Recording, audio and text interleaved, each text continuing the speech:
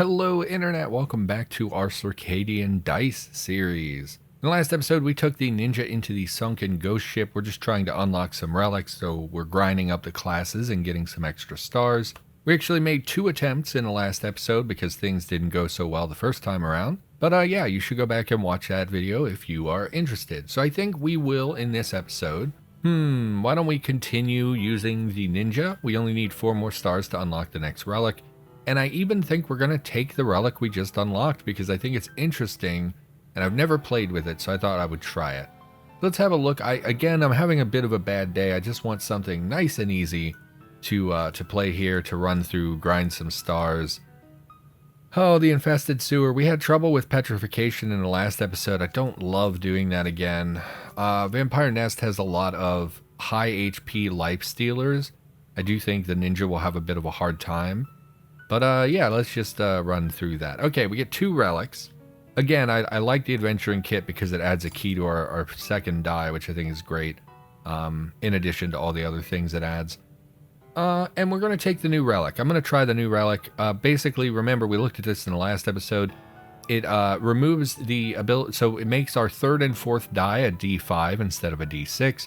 And it gives us precision training, which allows us to basically suck up all the resources on one particular die face, and then it turns that die face into an unrollable face. So basically we can use it to get resources in a pinch, plus it then converts that die into a D5 or a D4 or so on and so on. Now I don't know that we're going to use that ability a lot. I think that in this particular playthrough, we are going to struggle a lot with some of the later enemies, so I think we're going to want to keep Smoke Bomb open, and we can't afford to be spending 2 white gems on precision training too frequently. We get 5 turns to kill 2 bats. Really, that's so easy. Why would we do that? Okay, and we have a 2 die face here that both have double attack on them, which I think is amazing to get this early in the game. So I think we're going to take that immediately. And yeah, I think we buff up the second die here is fine. And honestly, getting the extra white gem early, killing one of them, we do get 1 fear from the attack, and if I recall, we have an attack later from an enemy that deals damage based on our fear. So getting this fear stacking up would be really bad. We can shuriken. Oh, we didn't start with the ability relic, so we only get 10 portions of shuriken. I think we want to save that for a little bit later on, so we'll just take the hit here. And we definitely want to reroll until we get at least an attack. Do we reroll again? I would like to get some gold. I mean, something. Let's reroll again and risk it. Okay, I mean, 1 HP doesn't do anything for us, but whatever, it's fine. So we'll move on to the next run. We're going to take the points. We're going to try to build up a large amount of points here. Okay, so basically, do we want to take 1 point of damage and 2 fear attack to get 2 gold? I kind of do. I think we'll keep it. We'll shuriken 1 to stave off a little bit of that damage. And you know what? We'll shuriken the other. Who cares? Okay. So here we have the Frostburn ability again. We saw this in our last episode. This deals piercing damage equal to our number of red gems, and it freezes that enemy for a turn, which means they don't get to act and they can't take normal damage. Or we could take Fire Flourish, which deals 2 pierce damage and adds a chain to a random die face. That seems really good. The issue with both of these abilities is that we have no blue gems. We have nothing on the board that generates blue gems, and we're not making very much gold, so I don't know if we're going to be able to purchase a blue gem anytime soon. I think I like the freeze ability. 1, it's cheaper, and 2, it prevents them from acting, whereas this just deals 2 damage outright. Adding chain faces, especially early in the game, seems really good. But I don't think we're going to be getting blue gems to make that happen in the early game. So I think we take Frostburn here. And I would really like to open that chest because we could really do with some gold. If we keep this, we don't actually deal damage to you. We get to kill the chest, but I think it's worth it to kill the chest. Only got 2 gold out of that. That is a bummer. What we can do is, with this face, not only do we... I mean, I really want to buy a blue gem. Maybe we should save our money to buy a blue gem. So this face is good for 2 reasons. 1, it gives us temp gold, which is always good because you can find that in decent volume, whereas If we get a die face, normally it only has like 1 gold on it.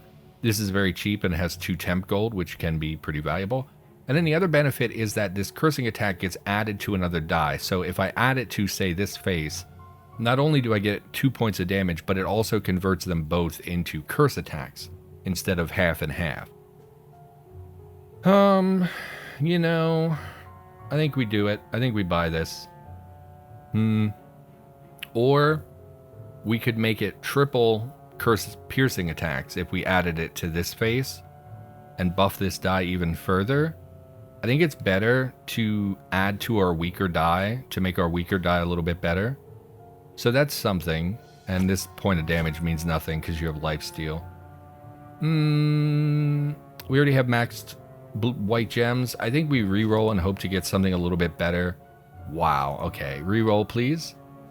This is better. It lets us kill the enemy, and we get 2 temp gold, which we can't use for anything. It's we want to generate some regular gold as well to make that a little bit more viable. All right, give me the points. Oh, this is going to be a rough one. If we hit you, you will die this turn due to your curse damage. And we can reduce your HP, but it's not going to kill you. You're going to recover 1. Still good, though. Still a good start. Again, the temp gold just doesn't do much for me, but we're trying to preserve damage now as well because we don't want to get overwhelmed in the later game. I definitely want that extra gold. Oh, and we'll kill you and heal a little bit. So not amazing. It's the gold, I think, that's going to hold us up from really popping off as a powerful character here.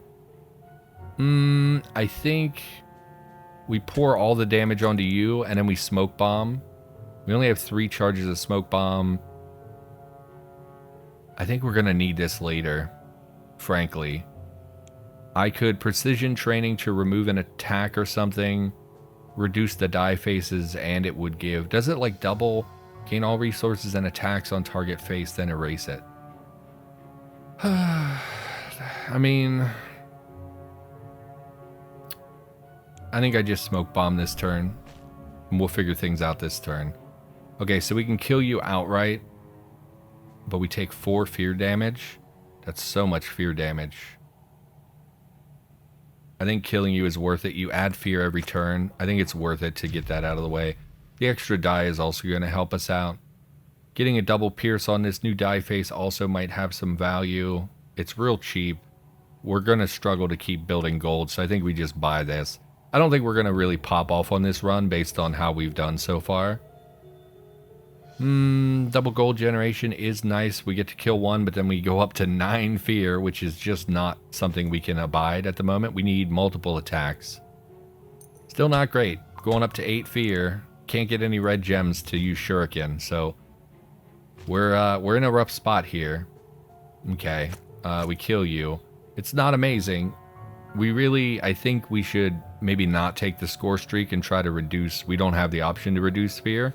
I think we might lose due to fear gain, which is a bummer. I need 2 attacks. I can't go up to 9 fear. It's just too much.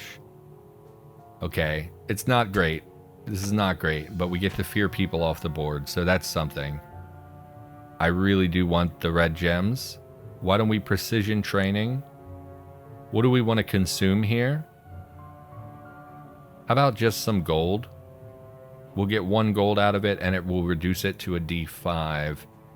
You get rid of the HP as well. I think we do the HP. I'd rather occasionally get gold. I don't think our HP is ever really going to recover. Get rid of that. So we're more likely to draw these 2 faces now. And I think we keep this for all the gems, because I really want the red gems so we can shuriken, and it should help us a lot with those fear generators in the future. And you have a shield, so I can't even really do that. Last turn, we got you, no problem. Got a 3rd white gem.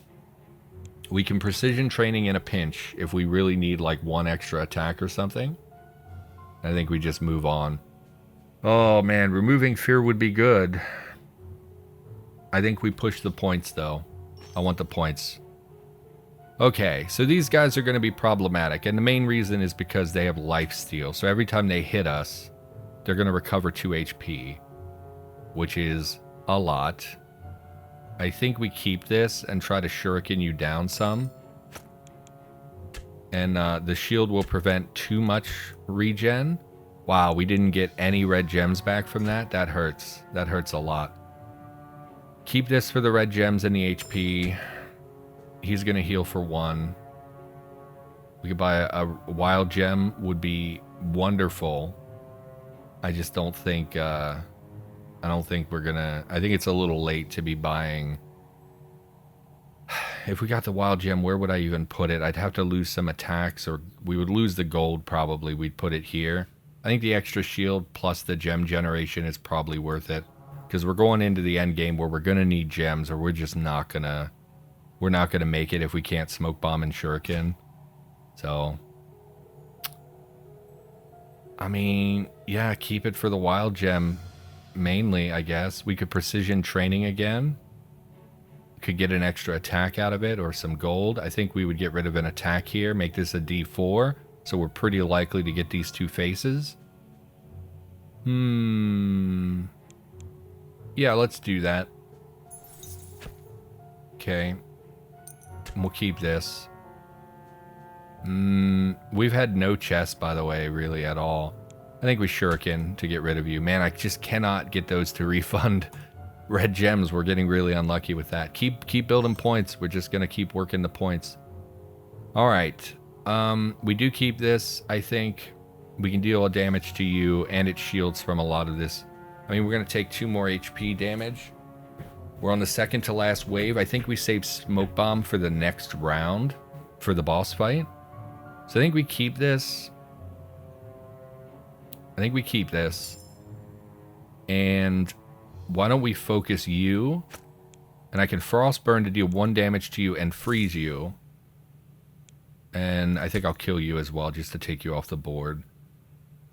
Okay, so that prevents him from regaining HP. Although we did have 2 shields, so it didn't really matter. Definitely want the random gem. Definitely want the pierce attack. And I really want a key, because this could give us a whole lot of gold here and get some bonus points at the end of the match. We could kill you. I really would like to roll a key face. I'm going to keep trying. Oh. I think we take the gems. I think we keep the gems. And yeah, we're not going to be able to break this. That's unfortunate. Those are the only chests we've really seen this whole run. Alright, on to the boss fight. We have 8 out of 10 fear. So bats could be an issue for us, but we have shurikens. So I'm not super concerned. And I think us going into this final fight with gems is probably the best thing we have going for us. I think we take the score. Okay. Piercing attack and lifesteal. We have to kill you as soon as possible. So what I want to do... We have no shields. We have to kill the bats or we will die for fear damage. But we get to put 5 points of damage on you. I think what we do, we heap on the damage. And then I think I smoke bomb, which buys us a turn. So we'll go to the next turn. I would really like to kill you this turn. Keeping this will shield us from everything but your attack. We'll take 3 HP of damage. But we can kill you with shuriken. Let's do that. We have 1 shuriken yet left. We have frostburn. We're shielded entirely from damage this turn. I think we kill the bats. How much damage? You deal 2 damage, and it will freeze them. I think we save that for if we're in a pinch. That way we can freeze them to help mitigate their lifesteal. And then we'll see what we get this turn. Terrible roll. We're going to re-roll. Pretty terrible roll as well. I think we keep, kill you, hit you, deal 2 damage to you and freeze you, and you're just going to hit me. I'm not concerned. Kill you. Leveled up. Fantastic. Deal with you. Frostburn you. You're dead next turn. Okay. All in all, pretty good. I would love to re-roll until we got some gold just for some extra points here. Hopefully we can... Nope. Okay. Well, that's fine. Well, we won.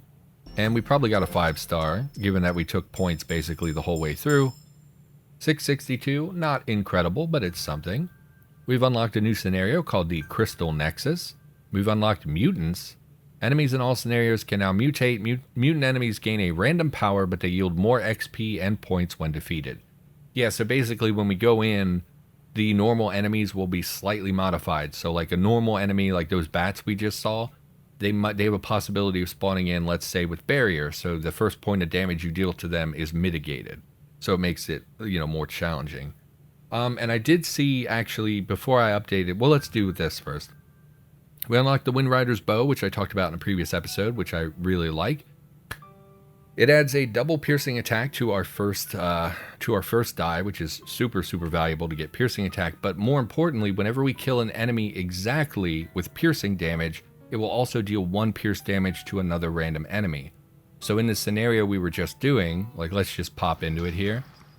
In this scenario, let's say I killed this bat exactly with the right amount of piercing damage. It would then zap this bat, which would kill this bat because it deals 1 piercing damage to that. And then if there was another enemy, it would chain down the line. And, it's random, but a lot of the enemies have 1 HP, so it can be chained like that, which I really, really like. Sounds like my neighbor's kids are crying, I guess. But anyway, yeah, so that's a good one that I like quite a lot.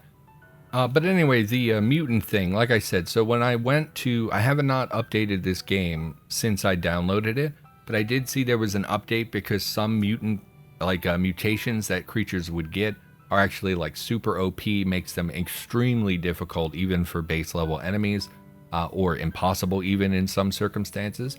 So I did see they did a hotfix for some of that. I am not on that version, so we might bump into something a little insurmountable, but we'll see. We'll see those as we play, and we'll talk about them, the first time that we see them.